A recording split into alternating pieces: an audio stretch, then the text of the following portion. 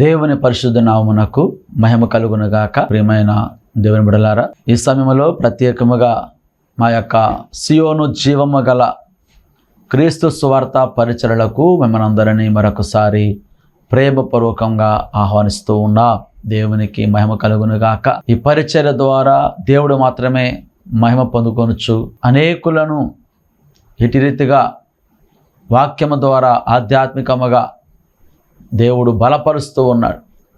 కాబట్టి యొక్క పరిచర్య కొరకు పరిచర్య యొక్క ఫౌండర్ అయినటువంటి డాక్టర్ యేసుపాదం గారి కొరకు వారి యొక్క ఫ్యామిలీ, వారి యొక్క ప్రయాణములు, పరిచర్య కొరకు ప్రార్థించవలసిందిగా ప్రభు పేరట తెలియపరుస్తూ ఉన్నాను.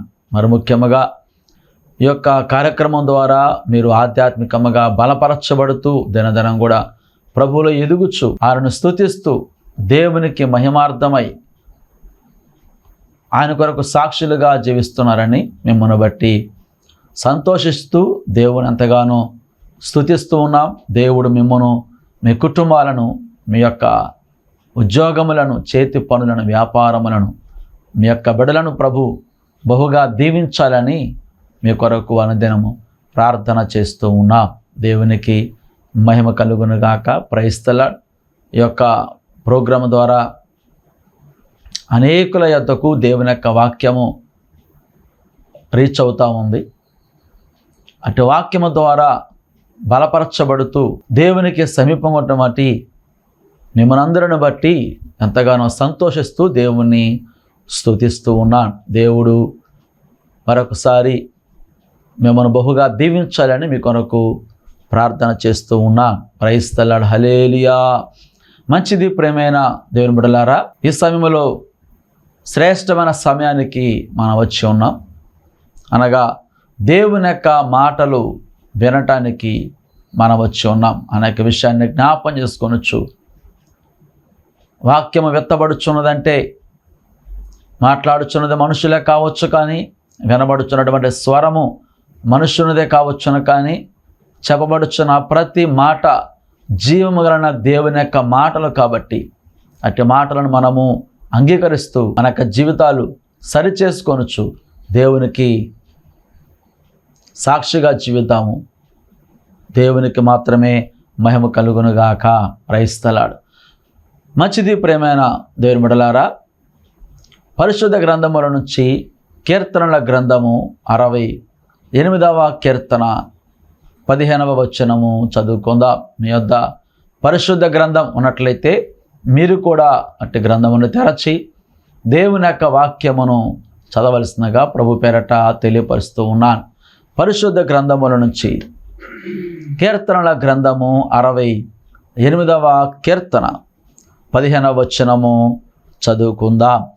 బాషాను పర్వతము దేవపర్వతము, బాషాను పర్వతము శిఖరములు గల పర్వతము, శిఖరములు గల పర్వతములారా, దేవుడు నివాసముగా కోరుకున్న కొండను మీరేలా ఓరచూపులు చూచుచున్నారు. యెహోవా నిత్యము అందులోనే నివసించును. ఆమేన్. దేవుడిట్ట వాక్య భాగం ద్వారా మనందరితో కూడా మాట్లాడి దర్శించి బలపరచునుగాక. ప్రార్థన చేద్దామండి. కృపగలన మా ప్రభువా, శివాధిపతి నీకు స్తుతులు చెల్లిస్తూ ఉన్నాం తండ్రి. ఈ సమయంలో యేసయ్యా మేము చదివినటువంటి వాక్య భాగాన్ని బట్టి స్తుతిస్తూ ఉన్నాం. ఇదిగో మా ప్రభువా, అటు వాక్యము ద్వారా ఎందరైతే మాటలు వినుచున్నారో ప్రభువా, చిన్నవారు మొదలుకొని వృద్ధుల వరకు ఈ సమయంలో శ్రేష్టమైన సమయానికి మనం వచ్చి ఉన్నాం. అనగా దేవుని యొక్క మాటలు వినటానికి మనం వచ్చి ఉన్నాం. అనేక విషయాన్ని జ్ఞాపం చేసుకొనొచ్చు. వాక్యము విత్తబడుచున్నదంటే మాట్లాడుచున్నది మనుషులే కావచ్చు, కానీ వినబడుచున్నటువంటి స్వరము మనుషునిదే కావచ్చును, కానీ చెప్పబడుచున్న ప్రతి మాట జీవము గలన దేవుని యొక్క మాటలు. కాబట్టి అట్టి మాటలను మనము అంగీకరిస్తూ వినడానికి వేగిరపడినట్లయితే ఆ దేవాది దేవుడు తప్పక మనతో మాట్లాడి ఆయన మన జీవితాలను విజయపథములో నడిపించగల సమర్థుడై ఉన్నాడు. చూడండి, అక్కడ దేవుని యొక్క వాక్యములో మనం చదివినటువంటి ఈ యొక్క వాక్య భాగము అనగా కీర్తనల గ్రంథము 68వ కీర్తన 15-16 వచనాలు మనము గమనించినట్లయితే ఇక్కడ అంటున్నాడు కదా, బాషాను పర్వతము దేవపర్వతము, బాషాను పర్వతము శిఖరములు గల పర్వతము. దేవునికి స్తోత్రం కలుగును గాక. చూడండి పిల్లారా, దేవుని యొక్క వాక్యములో మనం చదివినటువంటి ఈ యొక్క భాగము అనగా ఇక్కడ ప్రత్యేకముగా మనకి ఏమి కనబడుచున్నది అంటే బాషాను పర్వతము అనబడే మాట మనకి కనబడుచు ఉన్నది. దేవునికి స్తోత్రం కలుగును గాక. ఈ యొక్క బాషాను అనబడే ఈ యొక్క ప్రాంతము పరిశుద్ధ గ్రంథములో ఎంతో ప్రఖ్యాతి చెందిందిగా మనకి కనబడుచు ఉంటుంది. బాషాను అనబడే మాటకు విశాలము లేక విశాలమైనది అని అర్థం వస్తూ ఉంటుంది. ఈ యొక్క ప్రాంతమును మనం గమనించినట్లయితే పరిశుద్ధ గ్రంథం యొక్క వాక్యములో మనం గమనించినట్లయితే ఈ యొక్క బాషాను అనబడే ప్రాంతము పాలస్తీనాకు దక్షిణముగాను ఈ సమయంలో శ్రేష్టమైన సమయానికి మనం వచ్చి ఉన్నాం. అనగా దేవుని యొక్క మాటలు వినటానికి మనం వచ్చి ఉన్నాం అనేక విషయాన్ని జ్ఞాపం చేసుకొనొచ్చు. వాక్యము విత్తబడుచున్నదంటే మాట్లాడుచున్నది మనుషులే కావచ్చు, కానీ వినబడుచున్నటువంటి స్వరము మనుషునిదే కావచ్చును, కానీ చెప్పబడుచున్న ప్రతి మాట జీవము కలిగిన దేవుని యొక్క మాటలు కాబట్టి అట్టి మాటలను మనము అంగీకరిస్తూ మరి యొక్క దినములలో మనం గమనించినట్లు ఎంతో ప్రఖ్యాతి చెందిన ప్రాంతముగా కనబడుచు ఉన్నది. దేవునికి స్తోత్రం కలుగును గాక. ప్రైజ్ ది లార్డ్, హల్లెలూయా. ఈ ప్రాంతము మనం గమనించినట్లయితే ఇచ్చట ఎంతో ఫలభరితమైనటువంటి సారవంతమైనటువంటి భూభాగము అందులో కనబడుతూ ఉంటుంది. ఈ యొక్క ప్రాంతంలో సింధూర వృక్షములు, అట్లాగే గొప్ప కొండలు, సింహములకును బలమైన పొట్టేళ్లకును మేకలకును అట్లాగే పలు విధములగు పశువులకును ప్రసిద్ధమై ఉంటూ ఉన్నది ఈ యొక్క ప్రాంతము. అందుకే బాషాను యొక్క ఆవులు లేక అచ్చట ఉన్నటువంటి జంతువులు ఎంతో బలమైనవని, ఎంతో ప్రఖ్యాతి చెందినవని దేవుని యొక్క వాక్యములు మనము చదువుతూ ఉంటాం. దేవునికి స్తోత్రం కలుగును గాక. ప్రైజ్ ది లార్డ్, హల్లెలూయా. కాబట్టి చూడండి పిల్లారా, ఈ యొక్క ప్రాంతం మనం గమనించినట్లయితే పరిశుద్ధ గ్రంథములో ఈ యొక్క బాషాను అనబడే మాట 60 సార్లు రాయబడి ఉంటుంది. అదేవిధముగా ఈ యొక్క ప్రాంతములో 60 పట్టణములు ఉన్నవని బైబిల్ యొక్క చరిత్ర మనకి తెలియపరుస్తూ ఉన్నది. దేవునికి స్తోత్రం కలుగును గాక. అందులో గోలాను అనబడే పట్టణము చాలా ప్రసిద్ధి చెందినటువంటి పట్టణముగా కనబడుచు ఉన్నది. దేవునికి స్తోత్రం కలుగును గాక. కాబట్టి చూడండి పిల్లారా, ఈ యొక్క భాగం మనం గమనించినట్లయితే ఈ యొక్క బాషాను అనబడే ప్రాంతము అసలు ఎవరెక్కడ నివసించి ఉండేవారు, ఇది ఎవరి ప్రాంతము అని మనం ఆలోచన చేస్తున్నట్లయితే ఈ ప్రాంతమును ఓగు అనబడే ఒక అన్యరాజు పరిపాలన చేస్తూ ఉండేవాడు. అనగా అది ఒక అన్య ప్రదేశముగా ఉంటూ ఉన్నది. మోషే కాలంలో మనము గమనించినట్లయితే సంఖ్యాకాండము 21వ అధ్యాయము 33 నుంచి 35వ వచనం వరకు మనం చదివినట్లయితే ఆ ఓగు అనబడే ఆ రాజును జయించి ఆ ప్రాంతమును ఇశ్రాయేలీయులు దానిని స్వాధీనపరుచుకున్నట్లుగా మోషే కాలములో మనము గమనించవచ్చునండి. దేవునికి స్తోత్రం కలుగును గాక. కాబట్టి ఆ తర్వాత యెహోషువ కాలములో ఎప్పుడైతే ఇశ్రాయేలీయులకు కనాను దేశములోని స్వాస్థ్యమును పంచిపెడుతూ ఉన్నారో ఆ సందర్భములో మనష్షే అర్ధగోత్రమునకు ఈ భాగము స్వాస్థ్యముగా ఇవ్వబడినట్లుగా దేవుని యొక్క వాక్యం మనకి తెలియపరుస్తూ ఉన్నాడు. సొలొమోను కాలంలో కూడా ఈ యొక్క ప్రాంతపు ప్రజలు వారు ఆయనకు పన్ను చెల్లించినట్లుగా దేవుని యొక్క వాక్యము అనగా రాజుల మొదటి గ్రంథము 4వ అధ్యాయము 13వ వచనంలో మనము గమనించవచ్చునండి. దేవునికి స్తోత్రం కలుగును గాక. ప్రైజ్ ది లార్డ్, హల్లెలూయా. కాబట్టి చూడండి, ఇక్కడ మరి యొక్క ప్రాంతమును గురించి ఎందుకు మనము చదువుకొని ధ్యానిస్తున్నాము అని మనం ఆలోచన చేసినట్లయితే ఇది ఒక బలమునకును అట్లాగే అభివృద్ధికి గుర్తుగా కనబడుచు ఉన్నది. దేవునికి స్తోత్రం కలుగును గాక. కాబట్టి చూడండి, ఇక్కడ దేవుని యొక్క వాక్యం మనం గమనించినట్లయితే మరి అన్య దేశపు భాగముగా ఉంటున్నప్పటికీ కూడా ఆ ప్రాంతమును దేవుని యొక్క ప్రజలకు ఇశ్రాయేలు యొక్క స్వాస్థ్యముగా అది మార్పు చెంది ఉన్నది. అనగా ఇశ్రాయేలు ప్రజలకు వారిలో మనషే అర్ధగోత్రమునకు స్వాస్థ్యముగా పంచిపెట్టబడి ఉన్నది. ఒకప్పుడు అన్ని దేశముగా ఉన్నటువంటి ఆ ప్రాంతము తర్వాత దేవుని యొక్క ప్రజల యొక్క స్వాస్థ్యముగా ఉన్నట్లుగా దేవుని యొక్క వాక్యములు మనం గమనించవచ్చు. ఈ ప్రాంతమును దేవుడు ఎంతగానో ప్రేమిస్తూ ఉన్నాడు. అందుకే దాని యొక్క పర్వతములను దేవ పర్వతములని దేవుడు దాని గురించి సంబోధిస్తూ ఉన్నాడు. దేవునికి స్తోత్రం కలుగును గాక. ప్రైజ్ ది లార్డ్, హల్లెలూయా.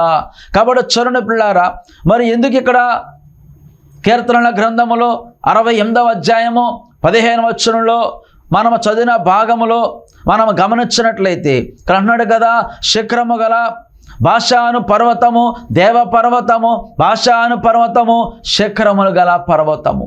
ఆ ప్రాంతం ఎంతో పర్వతములతోనూ శిఖరములతోనూ లోయలతోనూ ఫలవంతమైనటువంటి భూమితో నిండి ఉన్నప్పటికీ అచ్చటి పశువులు లేక మేత, అచ్చటి ఆహార ధాన్యము ఎంతో ప్రసిద్ధి చెందినప్పటికీ కూడా దాన్ని ఎంతగానో దేవుడు అభివృద్ధి పరిచి ఉన్నాడు.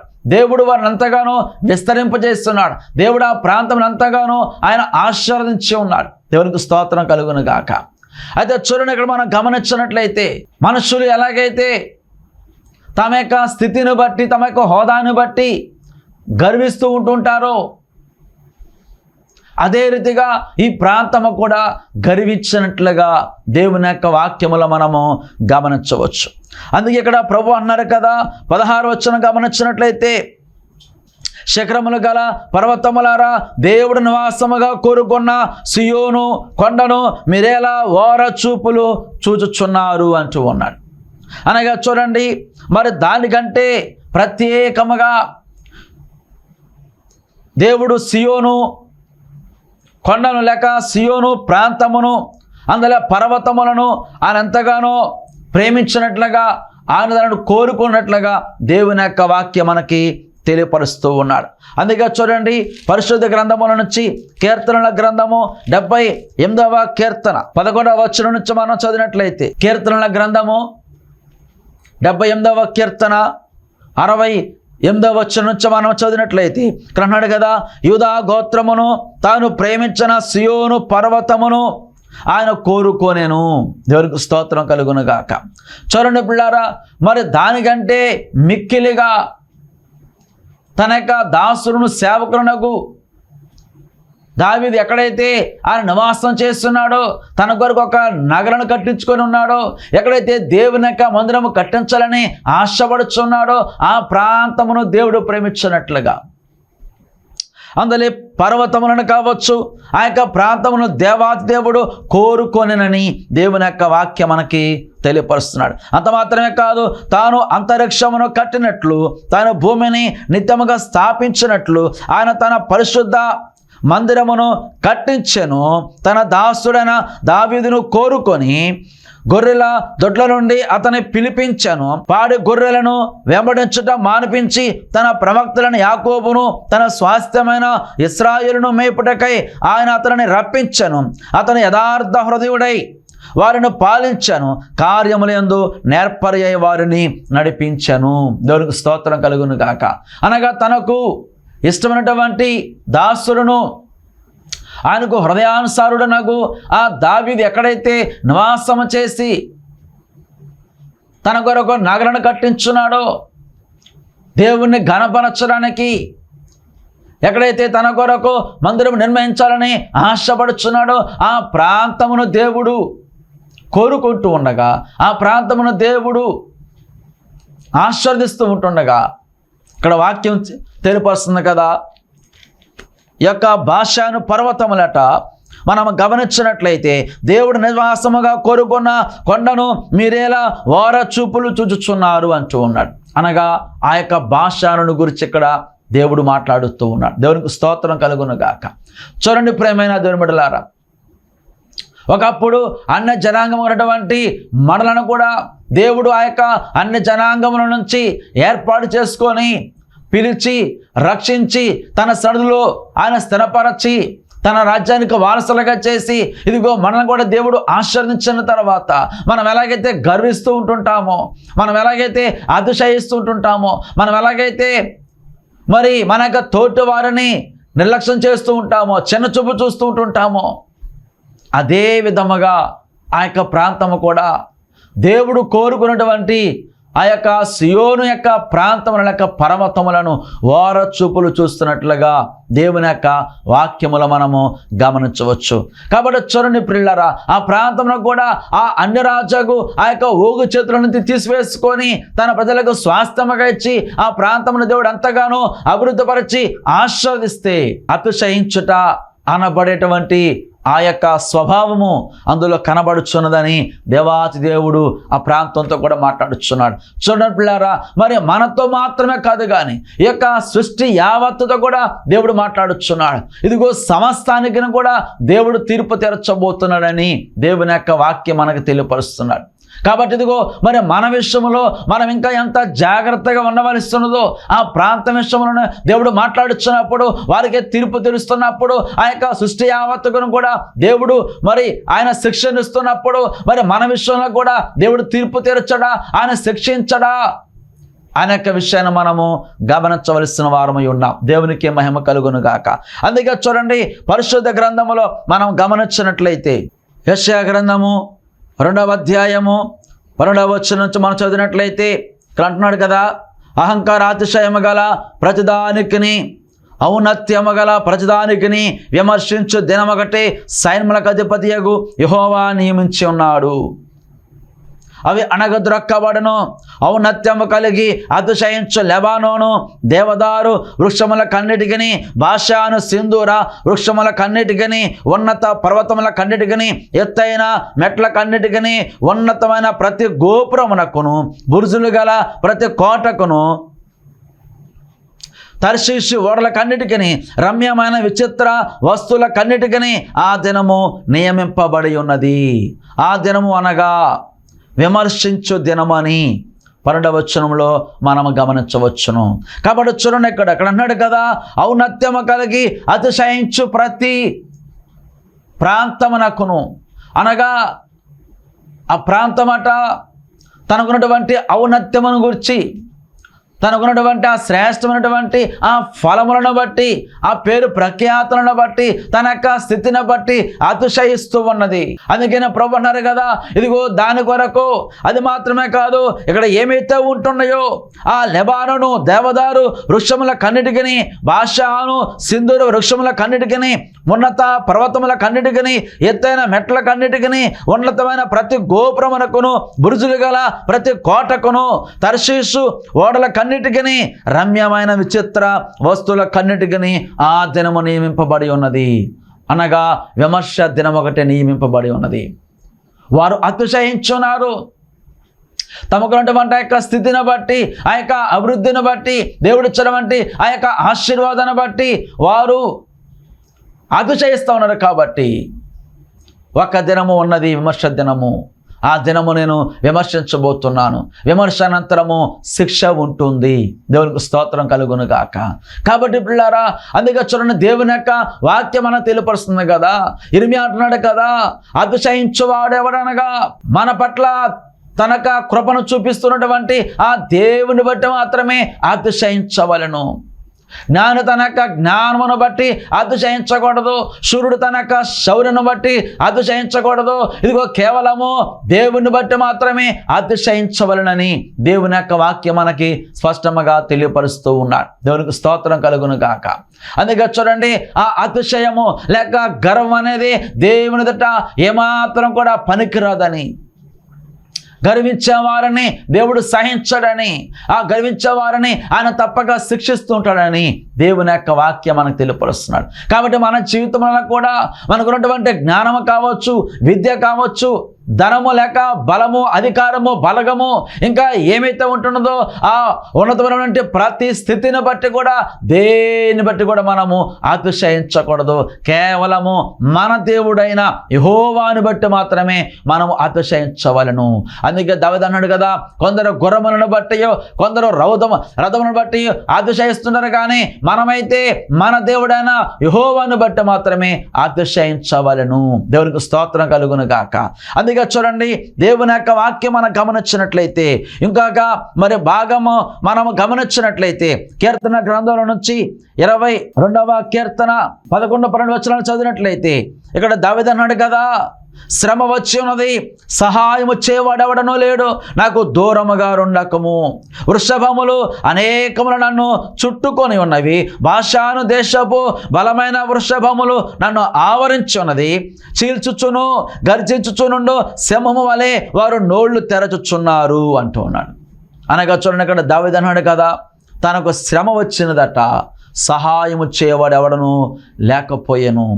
ఎవరి వలన శ్రమ వచ్చిందంటే, ఇక్కడ అన్నాడు కదా, వృషభములు అనేకములు నన్ను చుట్టుకొని ఉన్నవి. దేవునికి స్తోత్రం కలుగును గాక. అనగా ఈ యొక్క బాషాను యొక్క పశువులు లేక బాషాను యొక్క ఆవులు, ఆ యొక్క ఎద్దులు ఇదిగో మరి నన్ను చుట్టుకొని ఉన్నవి అంటున్నాడు. బాషాను దేశపు బలమైన వృషభములు నన్ను ఆవరించి ఉన్నవి అంటున్నాడు. అనగా ఇదిగో వాటి యొక్క గర్వాన్ని బట్టి అతిశయిస్తూ ఉన్నవి. కాబట్టి ఇదిగో నేనైతే నా దేవుని సహాయం కొరకు ఎదురు చూస్తున్నాను అంటూ ఉన్నాడు. కాబట్టి ప్రేమైన దేవుని బిడ్డలారా, అలాంటి స్వభావము మనలో కూడా ఉంటుంది. కాబట్టి ఇదిగో మనము కూడా ఒకప్పుడు అన్య జనాంగముల నుంచి మనము విడిపించబడి రక్షించబడితే, మనం ఏమైతే దేవుని ద్వారా కలిగి ఉన్నామో, పొందుకున్నామో, వాటిని బట్టి అతిశయిస్తుంటాం. కొన్నిసార్లు పాటలు పాడేవారు తమ యొక్క స్వరాన్ని బట్టి అతిశయిస్తుంటుంటారు. ప్రసంగికులు అనబడేవారు తమ యొక్క ప్రసంగ విధానం బట్టి అతిశయిస్తుంటుంటారు. ఎవరైతే ఎలాంటి టాలెంట్ కలిగి ఉంటూ ఉన్నారో వాటన్నిటిని బట్టి అతిశయిస్తూ ఉన్నారు. అందుకే ప్రభువు అన్నారు కదా, ఇదిగో నువ్వు దేనిని బట్టి కూడా అతిశయించడానికి వీలు లేనే లేదు. కారణం ఏంటంటే, నువ్వు ఏమైతే అయి ఉన్నావో, నువ్వేమైతే కలిగి ఉంటున్నావో అవన్నీ కూడా నేనే అనుగ్రహించున్నాను ప్రభు సెలవిస్తూ ఉన్నాడు. అందుకే అపోస్తలుడైన పౌలు చెప్తున్నాను కదా, నేనేమై ఉన్నానో అది కేవలము నా దేవుని వలన, కృప వలన మాత్రమే అయి ఉన్నానని ఆయన అపోస్తలుడైన పౌలు సెలవిస్తా ఉన్నాడు. దేవునికి స్తోత్రం కలుగును గాక. కనుక పిల్లారా చూడండి, దేవుని యొక్క వాక్యం మనం గమనించినట్లయితే అలాంటి స్థితి, అలాంటి స్వభావం మనకు కనబడుచున్నది. అందుకే సొలొమోను అన్నాడు కదా, ఇదిగో నాశనమునకు ముందుగా గర్వం నడుస్తుంది అంటూ ఉన్నాడు. దానియేలు గ్రంథంలో మనం గమనించినట్లయితే, బబులోను దేశపు యొక్క రాజు నెబుకద్నెజరు అయితే ఇదిగో ఆయన కూడా తనకున్నటువంటి యొక్క రాజ్యాన్ని బట్టి, తన సింహాసనమును, తన అధికారాన్ని బట్టి ఎప్పుడైతే ఆయన గర్వించున్నాడో, ఆ గర్వించిన వ్యక్తట తర్వాత ఆయన పశువు ప్రాయుడు వలె మారిపోయి ఆయన గడ్డిని వీసినట్లుగా దేవుని యొక్క వాక్యములు మనం చూస్తూ ఉన్నాం. దేవునికి స్తోత్రం కలుగును గాక. అనగా ఇదిగో ఆ గర్వమునకు దేవుని ఎదుట స్థానం ఉండకూడదని, దేవుడు దాన్ని సహించడని దేవుని యొక్క వాక్యం మనకు తెలియపరుస్తున్నాడు. ఈ సందర్భంలో మరి నీవు కూడా, మనము కూడా ఏ స్థితిలో అయితే ఉంటున్నామో, ఏమైతే మంచి ఈవులను కలిగి ఉంటున్నామో, ఏమైతే దేవుని యొక్క ఆశీర్వాదం కలిగి ఉంటున్నామో, ఏమైతే దేవుని ద్వారా కలిగి ఉంటున్నామో వాటిని బట్టి మనం ఏమాత్రం కూడా అతిశయించడం కాదు, కానీ మనము కేవలము మన దేవుని బట్టి మాత్రమే అతిశయించాలి. మనము కలిగి ఉన్న ఈవులను బట్టి మనం దేవుని స్తుతించాలి అనే విషయాన్ని ఈ భాషాను విషయంలో మనకి దేవుడు నేర్పిస్తూ ఉన్నాడు. దేవునికి స్తోత్రం కలుగును గాక. చూడండి పిల్లారా, ఆ ప్రాంతంతో మాట్లాడుచున్న దేవుడు, సృష్టితో మాట్లాడుచున్న దేవుడు, ఈ సృష్టి యావత్తు కూడా దేవుని యొక్క మాటకు లోబడుచున్నది, దేవుని యొక్క మాట వినుచున్నది. కాబట్టి మనము కూడా ఇదిగో దేవుని యొక్క వాక్యమును గ్రహించిన వారముగాను, దేవుని సేవించే వారముగాను, దేవుని యొక్క మాటకు లోబడి వారముగాను, దేవుని యొక్క స్వభావం కలిగిన వారముగాను మనం ఉండాలని దేవుని యొక్క వాక్యం మనం తెలియపరుస్తున్నాడు. ఇంకా మనం గమనించినట్లయితే ఇదిగో ఒకప్పుడు దేవుని యొక్క రాజ్యములో ఆ ప్రధాన వ్యక్తిగా ఉంటూ ఆ సంగీత వాయిద్యములకు ప్రధానిగా ఉన్నటువంటి ఆ లూసిఫర్ కూడా దేవుడు అధికారం ఇస్తే దాన్ని బట్టి అతిశయిస్తూ ఇదిగో దేవుని యొక్క సింహాసనమును నేను ఆక్రమించుకోవాలని ఎప్పుడైతే గర్వించిందో అప్పుడు వాడిని మరి ప్రభువు ఆయన పాతాళనకు ఆయన పడవేసినట్లుగా తనకు రాజ్యం నుంచి ఆయన బయటకు పంపివేసినట్లుగా దేవుని యొక్క వాక్యముల మనము వింటూ ఉన్నాం. కాబట్టి పిల్లారా, మన జీవితములలో మనం దేవుని బట్టి కూడా అతిశయించకుండా, గర్వించకుండా, మరొక స్థానమును మనము ఆశించకుండా మన దేవుని స్తుతిద్దామని దేవుని యొక్క వాక్యం మనకి తెలియపరుస్తున్నాడు. దేవునికి స్తోత్రం కలుగును గాక. ఎప్పుడైతే మనకున్న స్థితిని బట్టి దేవుని స్తుతిస్తూ ఉంటుంటామో, ఆయన కొరకు సాక్షిగా జీవిస్తుంటుంటామో, ఆయన బట్టి అతిశయిస్తూ ఉంటామో, ఆయన ఆరాధన చేస్తూ ఉంటుంటామో, దేవుడు ఇంకా ఇంకా మన జీవితాలను ఆయన దీవెనకరముగాను విజయ పదములను ఆశీర్వాదకరముగా నడిపించడానికి మన దేవుడు నమ్మదగిన దేవుడాన్ని, అలాంటి సామర్థ్యం కలిగిన దేవుడాన్ని, ఆ దేవుని బట్టి మనము అతిశయిద్దాము, ప్రభువును స్తుతిద్దాము, దేవుని యొక్క కృపకు పాత్రలు మోదాము. దేవుడిట్టి మాటలను దీవించి ఆశీర్వదించునుగాక. ఆమేన్. ప్రార్థన చేద్దాం. కృపగల మా తండ్రి, సర్వోన్నతుడా, జీవాధిపతి, నీకే స్తుతులు చెల్లిస్తున్నా తండ్రి. దేవా, ఈ సమయంలో ఇదిగో మా ప్రభువా, ఆ భాషను ప్రాంతము గురించి మాతో మాట్లాడిన దేవుడు, అలాంటి స్వభావం, అలాంటి స్థితి ప్రభువా మాలో లేకుండా ఇదిగో తండ్రి మేము కలిగి ఉన్న సమస్తాన్ని బట్టి మా ప్రభువా నేను స్తుతించేవరముగా, తగ్గించుకునే వరముగా మేము జీవించడానికి కృపద ఇచ్చాను. ఎలాంటి గర్వము మా ప్రభువా, అతిశయమాలు ఏమాత్రం లేకుండా మమ్మల్ని మీ యొక్క ఇదిగో ప్రభువా మార్గంలో నడిపించి మీ నామానికి మహిమ పొందుకోనమని యేసు పరిశుద్ధ నామమున అడుగుచున్నాము తండ్రి. ఆమేన్. Praise the lord.